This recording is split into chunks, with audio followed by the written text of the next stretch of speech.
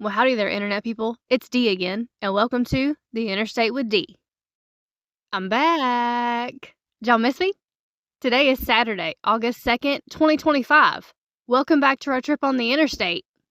What we do here is present news from the state level that will end up having national importance later, or news that made it into the national news cycle but was overshadowed. Then we go over some questions from y'all. On this date, August 2nd, in 1876, a legendary figure of the Wild West was reportedly sitting at a poker table in Deadwood, South Dakota, holding 2 black aces and 2 black eights when he was shot and killed. That was the end of Wild Bill Hickok and the origin of the dead man's hand. Today is National Ice Cream Sandwich Day and National Mustard Day. I wouldn't suggest mixing the two. Okay, and on to the news. Alabama is considering banning candy and soda from EBT purchases. Punishing the poor in Alabama is as easy as taking candy from a baby, or taking candy from poor kids at least. Alaska was hit by a tsunami, but no major damage has been reported so far. A wildfire in Arizona became at least the 10th largest in the state's history. In California, Vice President Harris decided against running for governor, which opened up the Democratic primary, and some observers are worried about a prolonged fight amongst Democrats. Here, we kind of think it might be a good thing that will help the Democratic Party sharpen their platform. Colorado's new state land board director is facing criticism for having allegedly supported militant action in support of protecting the environment. Hawaii had a scare with tsunamis. The near miss is leading people to worry that the next alert might be ignored.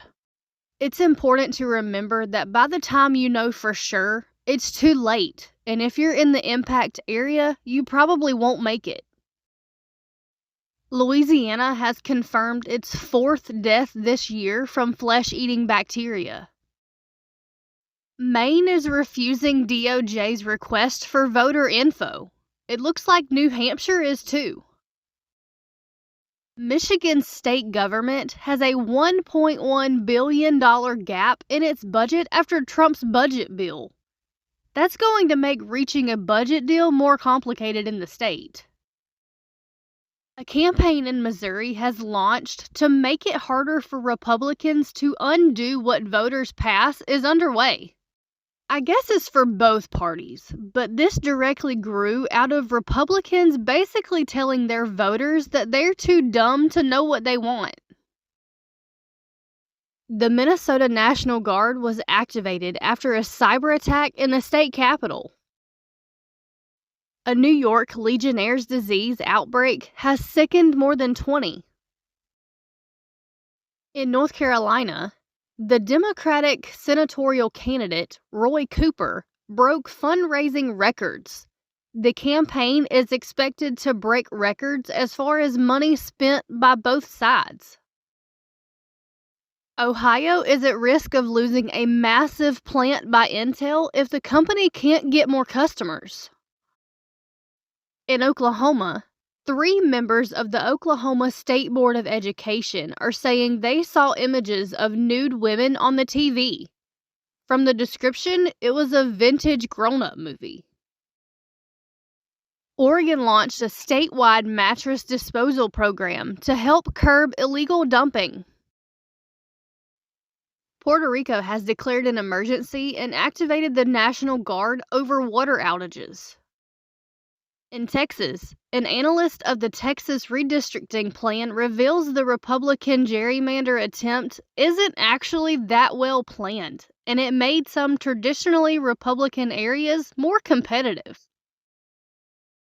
Vermont's homeless issue is reportedly hitting the state so hard they're calling it a humanitarian crisis. West Virginia is getting a visit from Bernie Sanders for a speaking event titled Fighting Oligarchy, Where We Go From Here.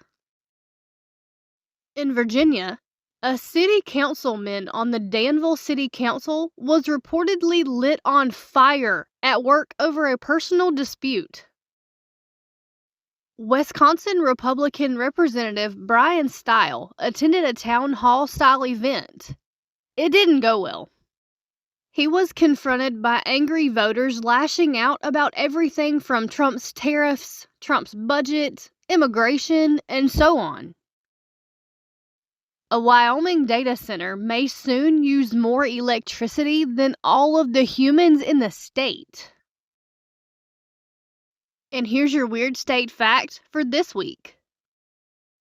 Deadwood, South Dakota is the final resting place of Wild Bill and Calamity Jane. It also has a cemetery where the American flag flies 24 hours a day and 365 days a year. This is a special exception granted by the U.S. Congress. Okay, so moving on to the question and answer portion of the show. Question number 1. Radioactive wasps? What? I live near there. In South Carolina, at the Savannah River site near Aiken, workers discovered a wasp nest that was radioactive. The wasps were killed and bagged as radiological waste, so this isn't a new leak or anything like that. This facility made plutonium for U.S. weapons back in the 50s, and today makes nuclear products primarily for energy. Reports say the wasps were exposed to radioactivity that has existed on the site for a while.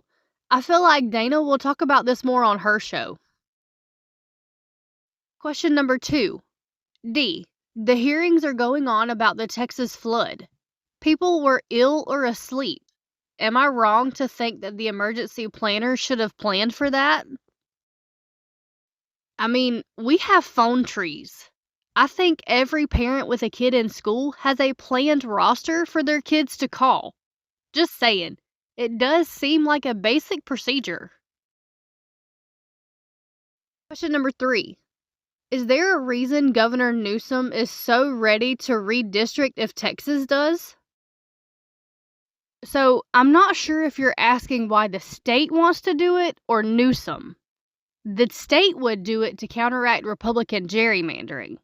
Newsom would do it because he's building a national profile in an attempt to set up a run for the White House. Okay, that looks like it. We'll see you next week for another trip.